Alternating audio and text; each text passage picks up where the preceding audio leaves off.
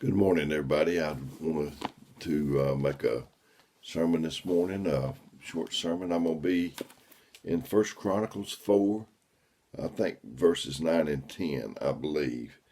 And it says, in the King James Version, and it says, and Jabez, I think is the way you pronounce his name, and Jabez was more honorable than his brethren, and his mother called his name Jabez, saying, because I bare him with sorrow. And Jabez called on the God of Israel, saying, oh, that thou wouldst bless me indeed, and enlarge my coast, and that thine hand might be with me, and that thou wouldest keep me from evil, and that it may not grieve me. And God granted him all that he requested. So that's a wonderful thing. Um, you know, I know the generation that went before me, the great men of God that I've heard about that I didn't even get to meet in this great way. And it would be a shame for my generation to let down, for us to drop the baton. And I don't want to. And I hope the next generation after me, after my generation, I hope it'll be just as strong as the others were.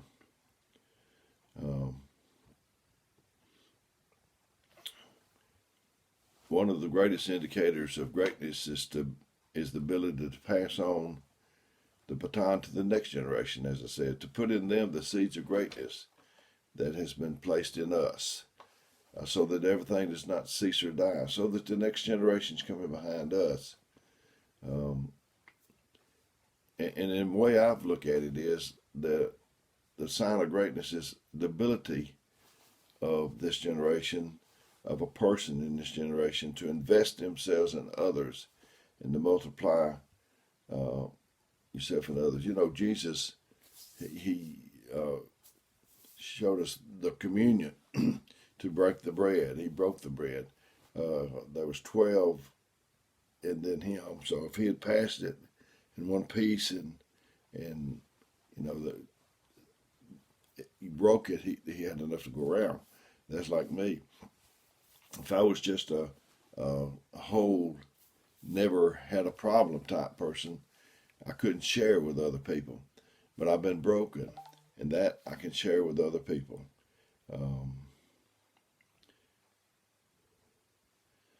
You know, when David was old, one of the brothers of the Goliath, and they were giants. David was going to the battle. I know that he didn't go when Bathsheba and got himself in trouble with Bathsheba, but he was in the battle, and they came and snatched him out of the battle and said, you're too old. We're not going to let you stand a chance of perishing from us. We need what you've got. Besides your ability to fight in the battle, we need what you've learned and what you know and what you can teach us. You fought bears and lions and giants, and we need your experience to help us know how to fight. We can't afford to lose you. We need that's in you and deposited in you, and we want you to deposit in us, so we're going to make you a coach of some sort. I mean, that's just probably not the right terminology, but you cannot die, David. We need what's in you. We can't let you go to the grave with all this that you know. We have to try to get it first. I used to go see these old brothers, not all of them. I wish I'd got to go see Brother Jack Denson more, but I went to see Brother Hubert Sampson and Brother Lige Holland. And Brother Lige, I'd go listen to him, and he was very good and knowledgeable in the Bible, and I wasn't trying to memorize his answers so much as I was trying to see how he arrived at them. So I want other generations to come along, and if I'm able to help, I want them to learn. You know, Paul told Timothy to come before winter, and because you know I think he's going to die maybe over in the next spring, and he said bring the parchment and the cloak and some more things he told him to bring. But we have the spring, summer, fall, and winter of our life. and I'm probably over in the winter. There's not anybody that was over at church in our area when I first started that's still here. They went on. Uh, Brother Arthur McAllister, he was the last one, and so come before winter. If you're going to get anything out of a man, you need to come before he's done. And so they retired old David. Said, you got to go to the palace and be a light and a lamp and a visionary and just give directions and insight to the nation of Israel. We'll fight your battles. We'll do the work. You just provide the light and the wisdom, and we'll do the rest. If anything happens to you, David, the lamp in the vision will grow dim and will eventually go out.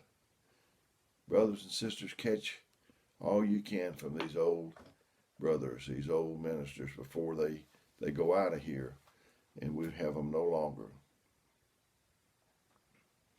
Because we don't want that light to grow dim and eventually go out. We want it to burn for all the generations.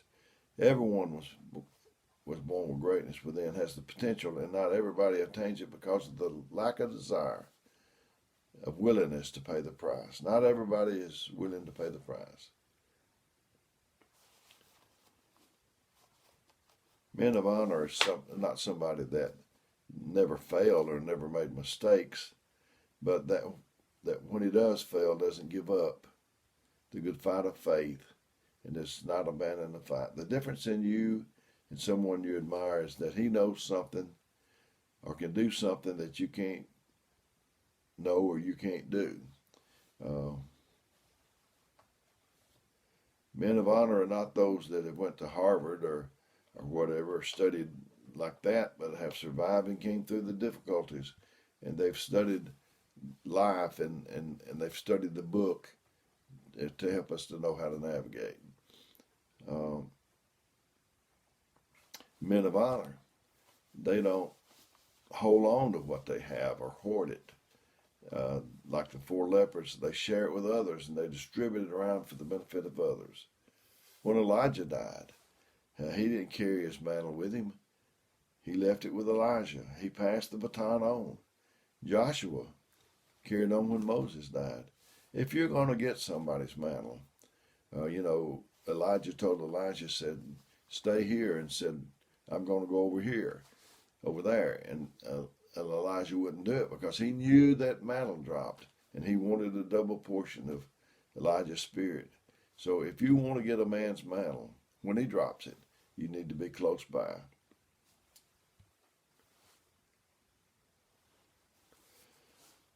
You must be determined that before you die, the world, or at least somebody, your children or your church or somebody, must know that a voice such as yours has lived once upon a time upon this earth. Maybe not, they said John was the voice that cried in the wilderness, of one crying in the wilderness. What kind of voice will you leave? I want to know that I've made an impact on someone and helped somebody and made a difference. The world must know that an individual such as you have lived.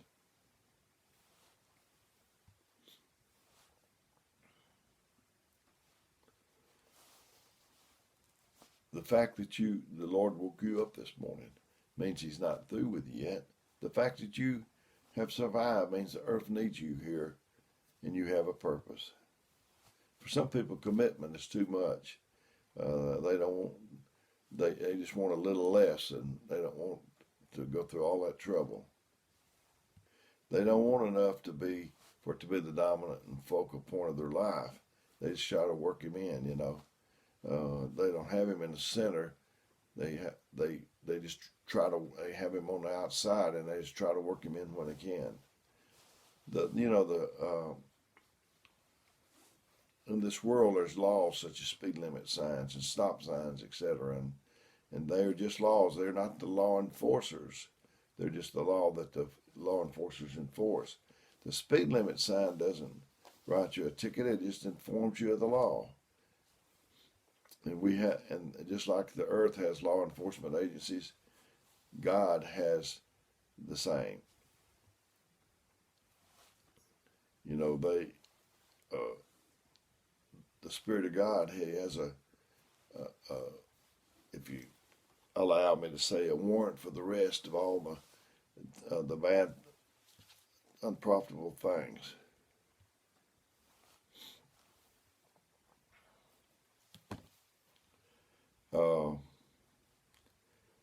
But I love that prayer that Jabez prayed.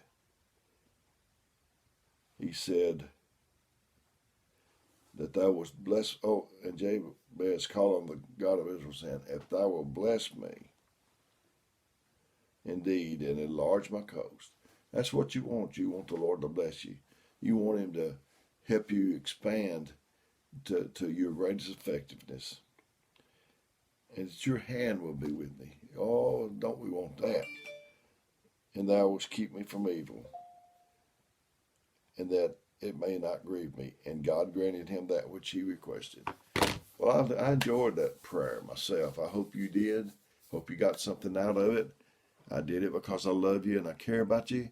And if you need me, I'm going to give you my number, 256-508-4410. And if you call me, leave me a message and let me know who it is that's calling and what it you need. I'm not doing this to replace you, minister, or you getting to church, but just so if maybe you can't, or to supplement what you've got. Maybe you someone in a rehab or the hospital, or flat on their back with sickness, or the coronavirus, or whatever your need might be. So until we do this next time, may God richly bless you.